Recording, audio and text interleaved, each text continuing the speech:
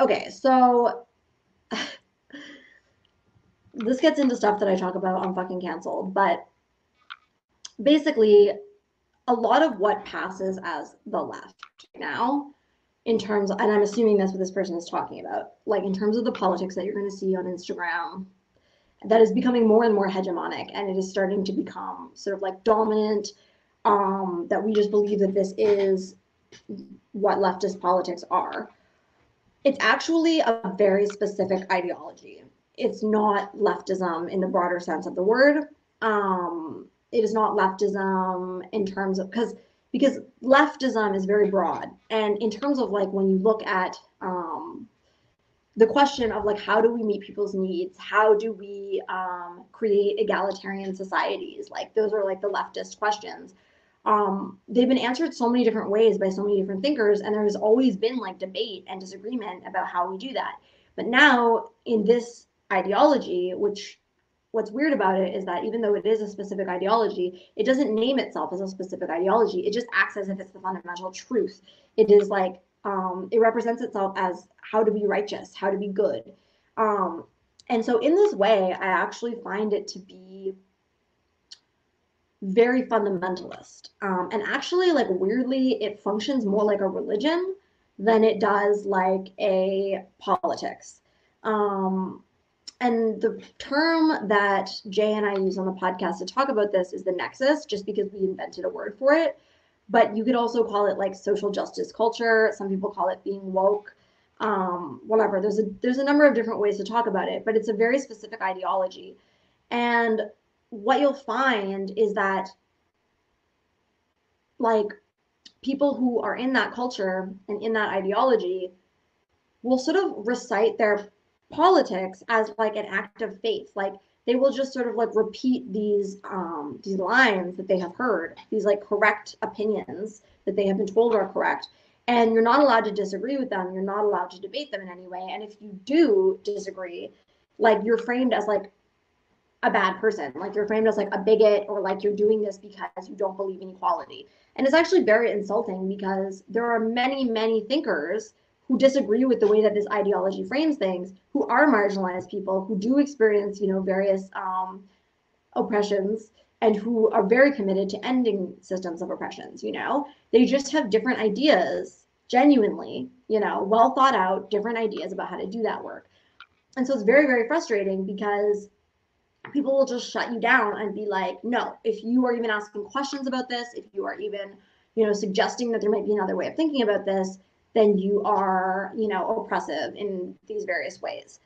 And it's totally bizarre, actually. And so the question of like why are people so intolerant? Like, it's actually pretty crazy. Like, I wish I could remember the name of this writer right now, but I'm blanking on her name. But I started reading this book. I think it's called On Terror, Love, and Brainwashing. And I can't remember the author's name off the top of my head, but if you look up the book name, you should find it. But basically, it's a book about cults, and it's about cults, and it's also about like fundamentalist religions, like the key piece being like fundamentalist, totalist ideologies and groups. And like reading it, I'm like, a lot of this stuff actually reminds me of the social justice culture, because it's like if you don't do exactly what is expected of you, right? And you'll see it, like it happens all the time, but like a political issue will be going on and you will be expected to post about it a certain amount and to post about it in a specific way. And even just failure to do that, you know, is literally seen as you being a violent and bad person, and in this culture, it is a punishable offense. It means that people can start making posts about you, incessantly messaging you. Basically, it can lead to you being canceled. But it's crazy because it's like, there might be lots of reasons why a person might not be engaging, and like whatever. I'm thinking right now about Israel and Palestine, because that's like the big political issue right now. And like I'm definitely obvious, well, whatever, maybe it isn't obvious, but like my politics are very firmly anti-Zionist, and like I believe that what is happening to the Palestinian people is profoundly wrong. And I also understand that it's a hugely emotionally loaded topic for a lot of people. And for like, for example, a lot of Jewish people who have family members and stuff who might be Zionist, like I obviously know like lots and lots of very strongly anti-Zionist Jewish people who are very vocal about it. But there's also people who might like literally be afraid of being vocal about what they think about this because it could like literally cause them like severe conflicts in their families. And it doesn't mean that they should not be having those conversations, but it might mean that it's a bit complicated in the way that they might not want to have that conversation by like posting an infographic on Instagram. You know, they're human beings, and this is a hugely loaded topic for some Jewish people, you know, especially like some older Jewish people. Thanks. Somebody just shared the book in the chat. But anyway, I'm getting off topic. But basically, yeah. So that was just an example. But it's like that's an example of how like, you know, if you don't share this, like you're bad and we're going to attack you. Like it doesn't map onto people's actual lives, you know. And I just made a recent post about like anti-racism and like opposing racism and how like, you know, basically like this past summer, there was like this one very specific narrative about what it means to oppose racism. And it was actually a narrative that I had issues with, you know. I actually found myself disagreeing with a lot of the things that were being said. And I was basically told I'm not allowed to disagree with that as a white person. And I actually disagree with that statement. So it's tricky, right? And I even feel like me saying that a lot of people, especially people who are still connected to social justice culture, are going to have like a stress response, like because it feels dangerous to say something like that, and people have been literally trained to see me as like bad and racist for making that statement. But me making that statement is actually a deep commitment to my opposition to racism, right? And I know that that might not make sense if you're like deep in social justice culture, but it's because I actually see my opposition to racism and my responsibility to oppose racism as something that I need to think deeply about. It's something that I can't just like memorize a set of lines that I haven't thought deeply about and just sort of be like, that's my opposition to racism. I actually have to think about it. And part of thinking about things deeply is like reading a lot of different perspectives and seeing which parts you agree with and which parts you don't based on like your own integrity, right? And a lot of what I have a problem with about the discourse of anti-racism that came up, I mean, it's existed for a long time, but it became very like predominant last summer and has continued to be, is that it actually does this thing where it flattens difference within racial groups to an absurd degree. People have literally come into my DMs and told me the Black community thinks this, like the Black community thinks whatever statement, you know? And like, for example, just to make a concrete example, somebody came into my DMs and said, the Black community has stated that you have to capitalize the word Black. And it's very frustrating to me because I'm like, the Black community, what does that mean? Like, there are literally, like, you're speaking on behalf of huge global populations here. You are making broad statements that are speaking on behalf of global populations and acting as if they have a unified belief. That's absurd. And it's racist, actually. It's a racist thing to say. And like,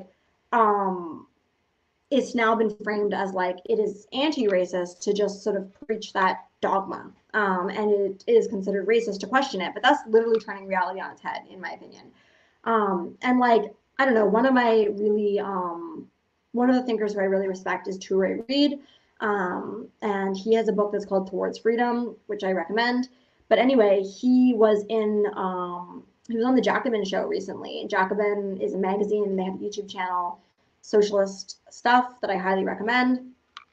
And like, he was talking about this very thing, and he was basically like, I don't know how to tell you guys this. Like, I don't know how to like make it clear that Black people don't all think the same thing. But he was like, and it's like, it's quite disturbing that he has to say this, to be honest. But he's like, just think of yourself. Like, he's like, if you're white, think about yourself, think about other white people. You would know that you and like any other random white person are not going to agree on everything, right? Obviously. And so he's like, just extrapolate that and understand that that is true for other people as well. And I'm like, yes, thank you. That is very obvious and disturbing that it needs to be said. But in the social justice culture right now, it does need to be said. And so to me, it's like, my responsibility to opposing racism is to think deeply about it, to read and listen widely, and then to like come to my own conclusions. And I do know which lineage of thought that I am in alignment with, and it is a socialist lineage that is actually quite different from the neoliberal identitarian mainstream discourse on anti-racism that you will find in social justice culture. So anyway, that was a bit of an aside, but I was kind of giving a specific concrete example. But to get to the actual question, like part of the reason why I think that people have such a hard time with disagreement, it goes back to this book, and somebody shared the book, so I'll just say it for the people watching the recording. It's called Terror, Love, and Brainwashing, Attachment in Cults and Totalitarian Systems. And it's a book by Alexandra Stein. So thank you for finding that information. I recommend it. It's about cults in particular, and this is not the same as a cult because it doesn't have a leader, but it is similar to other fundamentalist belief systems, like fundamentalist religions. And the way that fundamentalist ideologies work is that there's like a threat. There's a threat included with the belief. So basically, it will say, this is how you be a good person. This is the right way to be within this ideology. This is what we believe. But interestingly enough, they don't call it an ideology. They present it as truth. And if you you can see the correlations with like fundamentalist Christianity so strongly, right? If you don't espouse these beliefs, if you don't internalize them and take them on, even if you question them, like that's it's revealing that you don't have pure faith, like you're revealing doubt, and that is not acceptable, right? It's very bizarre because politics actually is full of questions. Like when people are actually doing politics, it's like full of intellectual, rigorous debate where people are actually disagreeing. And I can hear the social justice, orthodoxy in my head being like, intellectual debate is one thing, but you can't question people's lived experiences, like that's oppressive. But I'm like, again, people don't all have the same lived experiences in identity groups. And importantly, people make different meaning out of those lived experiences. So even two people in a particular identity group who have very similar lived experiences might actually come to very different conclusions about how to address that issue, right? So you might have one who is like an anarchist and really strongly believes, in abolishing the state and whatever. And then you might have somebody else who's like a capitalist, who's like, people need to pull themselves up by their bootstraps. And those people could actually have very similar lived experiences and both share marginalized identities, right? So lived experience does not translate exactly into ideology. It doesn't. But people use lived experience in this culture as a weird way of like buffering their ideology from critique, because it's not open to critique because it's a fundamentalist ideology. And so it's quite scary. But like to get to the question again, because this is a big question, so I'm kind of going all over the place. But to get to the question, it's like why don't people allow for disagreement? It's because people don't allow for disagreement in fundamentalist ideologies, and part of the reason for that is that there's this threat included, which is that if you disagree, you will be exiled. If you disagree, you will be punished and you will be exiled. Which, as social animals, we do not want to be exiled from the group, and so people will, when they are in a fundamentalist community or ideology, they will work very hard often to do whatever it is that is asked of them so as not to be exiled.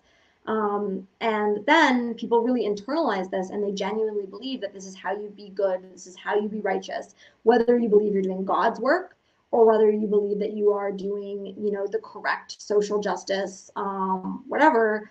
Like it's the same thing. It's like I believe that I am righteous and correct, and so I believe that I have the right to shut down any disagreement because any disagreement is obviously wrong. And in the social justice culture, like they've done a great job of like really internalizing this in so many people that people really believe that if you question this in any way, the only reason you would be doing it is basically because you're like a bigot or you're a bad person or you are like really attached to your privilege and don't want things to change. And it's fundamentally untrue. There are so many leftist thinkers who profoundly disagree with many of the main tenets of this ideology, who have totally different ideas about how we should, fight racism, how we should fight, like queerphobia, how we should fight sexism, whatever, how we should create a more just society, how we should create liberation. Like, there's many leftist thinkers who have totally fucking different ideas, and they're leftists, but they don't agree with this ideology. But inside the nexus, inside the social justice culture, you're not allowed to talk about it. And so you often literally never hear about these ideologies. You never hear that there are different perspectives, there are different leftist ways of thinking about things. And so you don't hear about it, and you just stay stuck in the echo chamber. So this is a long answer, but I really, I think it's a really important topic, and I think it's something that we need to be talking more about. And I want to see more people getting brave and like actually being willing to answer those questions or think about those things or go outside of the bubble to like look for answers, and to feel like you can, own your fucking integrity, like own your integrity and be like, I know what I believe. Doesn't mean I have all the answers, but I know what my principles are. And so I really do want to go out and actually like seek information and seek perspectives that help me to best live in alignment with my integrity, right? And so I recently made a post about some of the stuff I was just talking about, especially in regards to racism, and opposing racism, which I just posted on Instagram a couple days ago. So it will be near the top of my feed if you guys are interested in hearing more about that. I also posted it on the fucking canceled Patreon as like a little article, but it's on my Instagram, so you can find it there. Okay, so it's been a little over an hour.